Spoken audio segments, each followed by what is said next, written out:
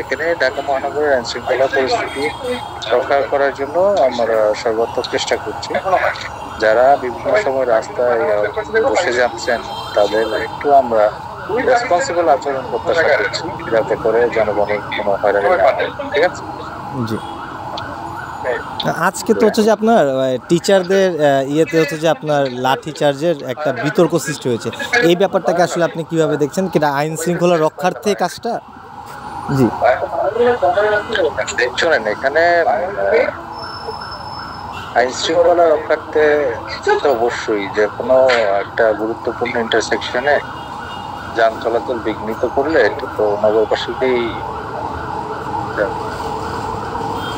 মানে ভোগান্তিটা পোহাতে হয়।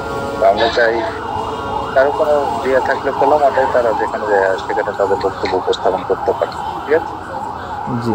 ধন্যবাদ ভাই, তাহলে সর্বোপরি হচ্ছে যে আন্দোলনকারীদের উদ্দেশ্যে মানে কি বার্তা ডিএমপির? বার্তা হচ্ছে আপনারা জন উপদ্রব সৃষ্টি হয় এরকম কোনো কর্মসূচি রাস্তাঘাটে না করে খোলা মাঠে সেখানে গিয়ে করতে পারেন। অযথা গণ উপদ্রব বা জনদুর্ভোগ সৃষ্টি করবেন না।